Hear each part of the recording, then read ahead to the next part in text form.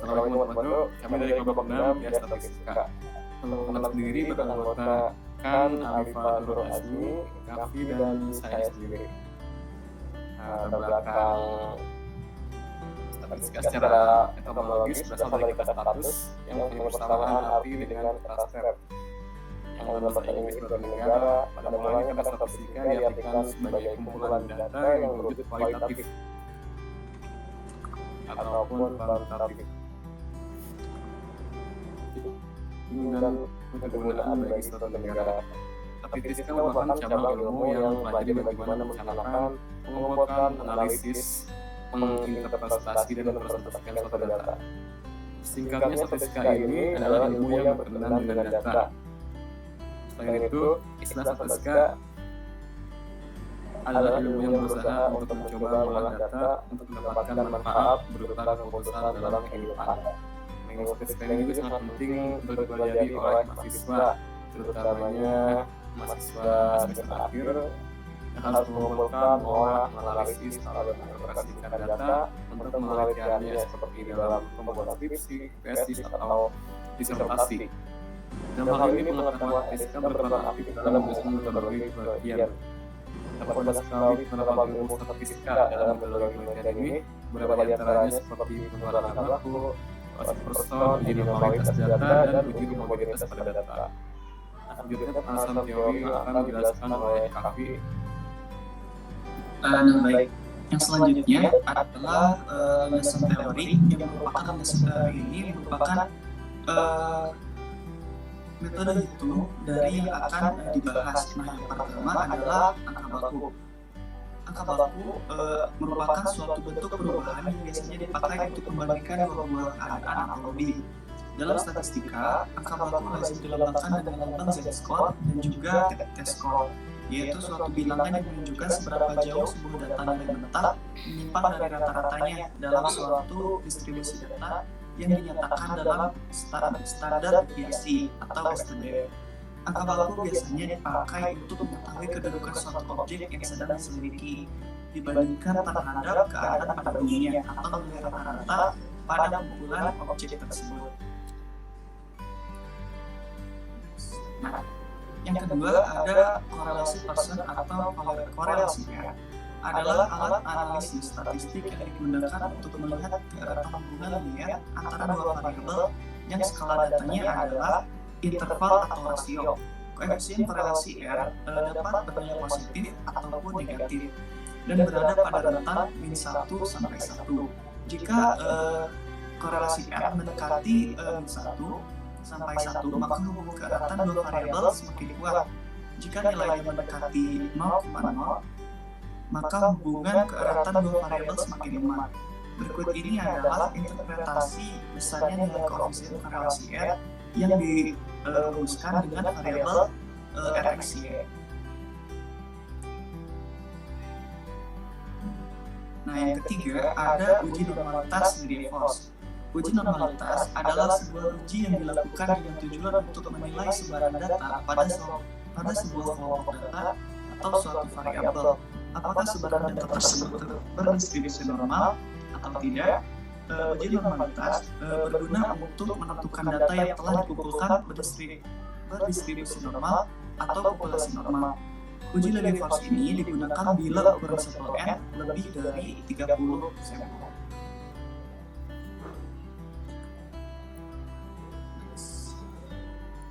Nah, yang terakhir adalah uji homogenitas. Uji homogenitas adalah pengujian mengenai sama tidaknya variasi dua buah distribusi atau lebih. Uji homogenitas dilakukan untuk mengetahui apakah data variabel X dan Y bersifat homogen atau tidak.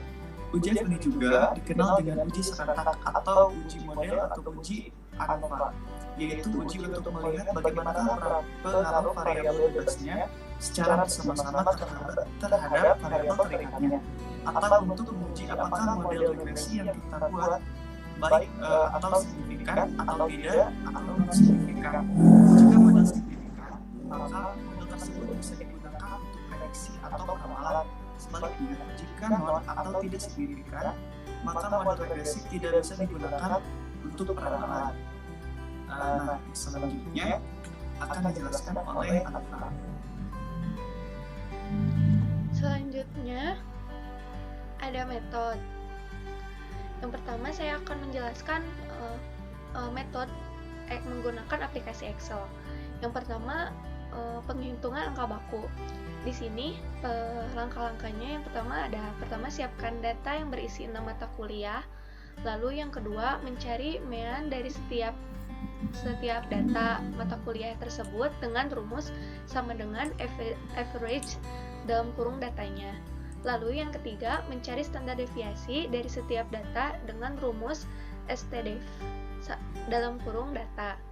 Yang keempat mencari z-score dengan rumus sama dengan standaardise dalam kurung nilai data ke-1 dibagi nilai data kedua dan seterusnya,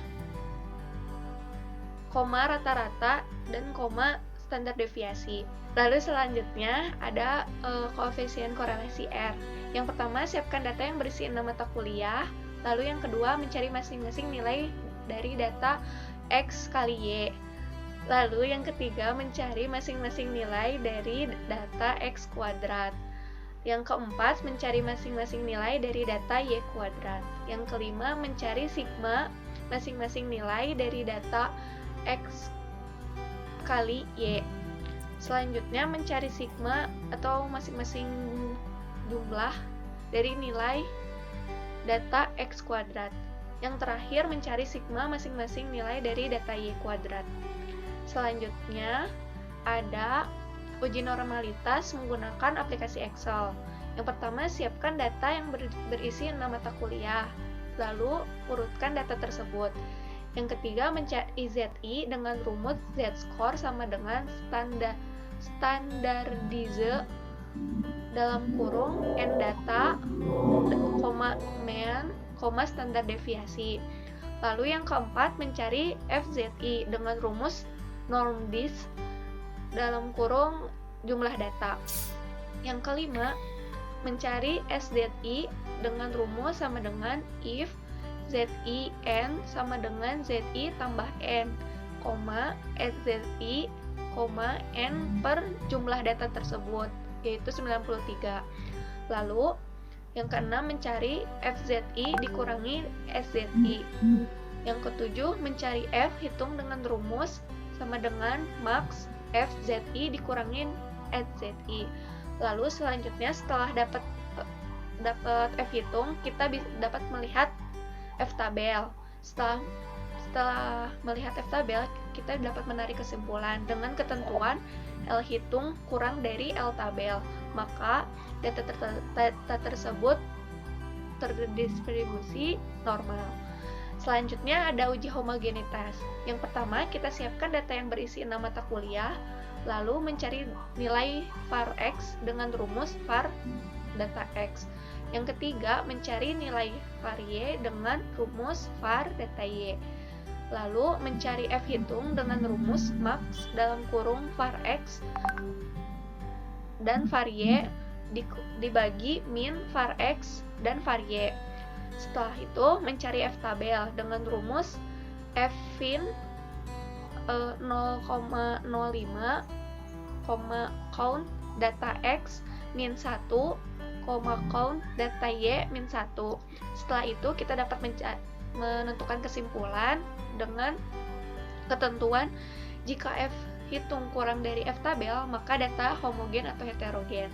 Namun sebaliknya, jika F hitung lebih besar dari F tabel, maka data tidak berdistribusi homogen dan heterogen. Selanjutnya ada metode menggunakan aplikasi SPSS. Yang pertama ada angka baku. Yang pertama kita buat variabel view berisikan 6 mata kuliah. Lalu masukkan data yang ada di data view. Lalu klik analisis deskriptif, pindahkan nilai mata kuliah dengan klik panah ke variabel. Setelah itu centang save standardise value as variable. Setelah itu lalu klik OK, maka akan muncul angka bakunya. Lalu yang kedua, koefisien korelasi R. Caranya, pertama buat variabel view berisikan 6 mata kuliah, lalu masukkan data tersebut ke data view. lalu klik Analyze, lalu klik Correlate, lalu Bivariate. Lalu pindahkan nilai mata kuliah yang ingin dikorelasi dengan pilih to tilde di test of significance. Terus pilih metode person, lalu klik OK. Selanjutnya ada uji normalitas. Yang pertama, kita buat variabel view berisikan nama mata kuliah. Lalu selanjutnya masukkan data yang ada ke data view. Lalu klik analisis, lalu non-parametric test, dan legacy dialogs. Lalu simple KS. Pindahkan z-score ke tes variabel list dengan klik panah. Lalu pilih option centang deskriptif. Pilih normal pada tes distribution, lalu klik OK. Maka hasil akan diperoleh. Lalu selanjutnya ada uji homogenitas. Yang pertama, urutkan data berdasarkan nama mata kuliah. Lalu yang kedua, buat variabel nilai dengan tes numerik dan desimal 2 dan measure scale. Lalu yang ketiga, buat variabel nama matkul dengan desimal 0 dan type numerik measure nominal. Lalu selanjutnya klik analisis, lalu klik compaремents, lalu one way ANOVA. Lalu setelah itu pindahkan nilai ke dependent list dengan klik panah. Pindahkan nama mata kuliah ke faktor, pilih option homogeneity of variances test, lalu klik OK. Maka data pun akan tertampilkan. Selanjutnya ada pembahasan yang akan dipaparkan oleh Nazir. Berikut adalah hasil pembahasan dari min dan standar deviasi angka baku menggunakan Excel dan menggunakan SPSS. Lalu ada angka baku per mata kuliahnya. Ada mata kuliah pertama ada mata kuliah psikologi persepsi. Lalu yang kedua mata kuliah pemrograman bahasa objek. Yang ketiga literasi ICT, yang keempat fotografi dasar, yang kelima struktur data,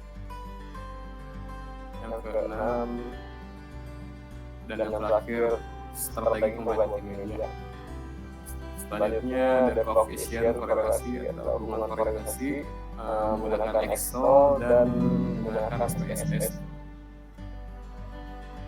Yang pertama, hubungan antara psikologi persepsi dengan pemrograman bahasa objek mendapatkan skor yang 0,58, artinya hubungan tersebut cukup kuat. Yang kedua, hubungan antara psikologi persepsi dengan literasi ICT dengan skor 0,22 berstatus cukup kuat. Yang ketiga, psikologi persepsi dengan fotografi dasar min 0,05 atau tidak memiliki hubungan. Lalu psikologi persepsi dengan struktur data 0,40 atau cukup kuat. Dan psikologi persepsi dengan strategi pembelajaran multimedia 0,67 atau cukup kuat. Lalu pemrograman bahasa objek dengan literasi ICT 0,72 yaitu kuat. Terus EBO dengan fotografi, lalu EBO dan fotografi dasar min 0,09 tidak memiliki kearatan. Selanjutnya PBO dengan struktur data 0,85 yaitu kuat. PBO dengan strategi pembelajaran multimedia 0,87 atau kuat. Literasi ICT dengan PODAS 0,06 tidak memiliki hubungan kearatan. Lalu literasi ICT dengan struktur data 0,70 kuat. Literasi fotografi dasar dengan struktur data dengan 0,10 tidak memiliki hubungan kekerabatan. Lalu fotografi dasar dengan strategi pembelajaran multimedia minimal pemahaman tidak memiliki hubungan korelasi, dan yang terakhir struktur data dengan strategi pembelajaran multimedia, yaitu 0,3 tidak cukup kuat. Begitu juga koefisien korelasi atau hukum korelasi di SPSS. Sama seperti di Excel, tidak ada perbedaan satupun. Coba kita lihat dalam tabel berikut. Selanjutnya ada uji normalitas Excel yang akan dijelaskan oleh Afif. Nah, yang selanjutnya ada uji normalitas Excel yang telah dihitung berdasarkan data yang diketahui yang terdapat ada 6 mata kuliah, yaitu psikologi persepsi, PBO, ICT, Fotdas, SPM, dan juga struktur data. Berdasarkan hasil perhitungan menggunakan Microsoft Excel, diperoleh suatu hasil bahwa ke-6 mata kuliah diuji berdasarkan uji normalitas berdistribusi tidak normal. Next.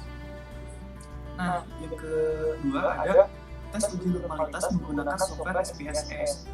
Jadi berdasarkan hasil uji SPSS, didapatkan hasil semua mata kuliah diuji kenormalitasannya dan mempunyai hasil berdistribusi tidak normal.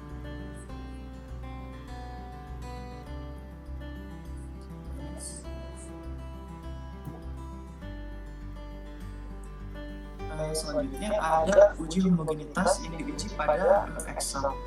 Jadi terdapat 15 pengelompokan berdasarkan data mata kuliah yang ada. Yang pertama ada psikologi persepsi dan juga PBO dengan hasil data tidak termasuk homogen atau heterogen. Yang kedua ada psikologi persepsi dan juga ICT dengan hasil heterogen. Ketiga, psikologi persepsi dengan Fotdas dengan hasil heterogen. Yang keempat ada psikologi persepsi dengan struktur dengan hasil heterogen. Yang kelima dengan SPM dengan hasil heterogen. Nah, yang keenam dan juga yang ketujuh terdapat ada data yang dibandingkan antara PBO ICT dan juga PBO struktur dengan hasil data homogen. Selanjutnya ada PBO dan juga struktur dengan hasil homogen, heterogen. Selanjutnya ada PBO dan juga SPM dengan hasil data homogen. Terus ada ICT Fotdas, ICT struktur, ICT SPM dan juga fotografi dasar dan juga struktur data dengan hasil heterogen. Selanjutnya ada Fotdas dan juga SPM dengan hasil data homogen. Dan yang terakhir ada struktur data dan juga SPM dengan hasil heterogen.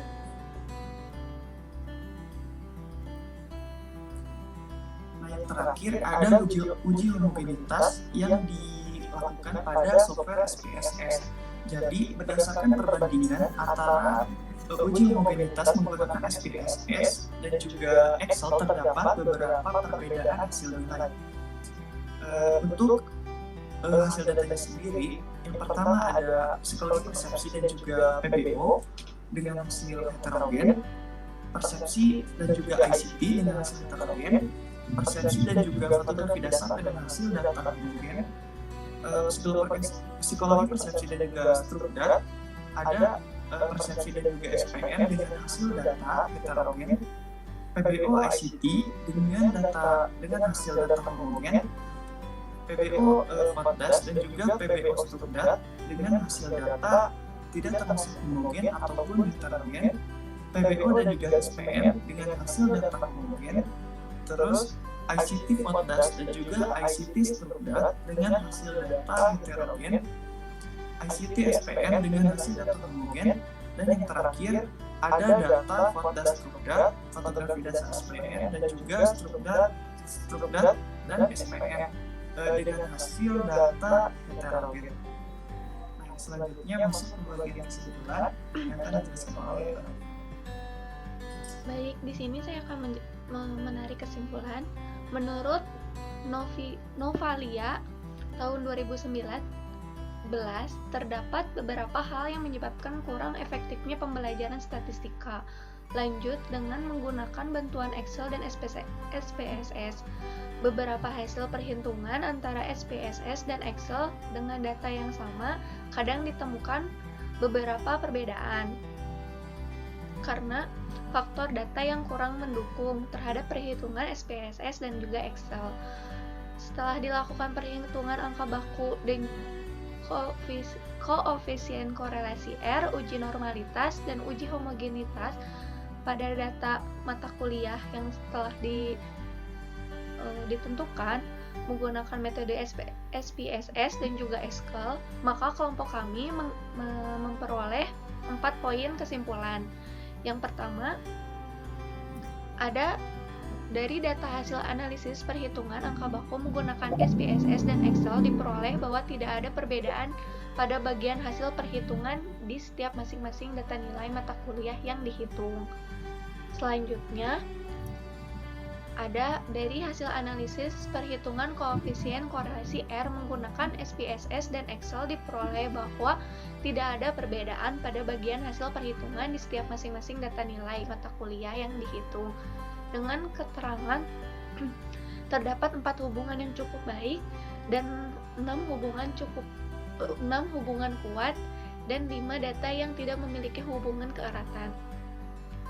Selanjutnya, dari data hasil analisis perhitungan uji normalitas menggunakan SPSS dan Excel diperoleh bahwa tidak ada perbedaan pada bagian hasil perhitungan di setiap masing-masing data nilai mata kuliah yang dihitung dengan hasil bahwa semua data nilai masing-masing mata kuliah berdistribusi tidak normal. Lalu yang terakhir, dari data hasil analisis perhitungan uji homogenitas menggunakan SPSS dan Excel diperoleh bahwa terdapat beberapa perbedaan pada bagian hasil perhitungan di setiap masing-masing kelompok data nilai mata kuliah yang dihitung. Yakini pada data perhitungan psikologi persepsi dan fotografi dasar, lalu PBO dan fotografi dasar. Selanjutnya, literasi ICT dan strategi pembelajaran multimedia. Dan yang terakhir, fotografi dasar dan strategi pembelajaran multimedia. Adapun daftar pustaka yang kita rujuk sebagai berikut. Terima kasih untuk perhatiannya. Mohon maaf bila ada salah kata. Wassalamualaikum warahmatullahi wabarakatuh.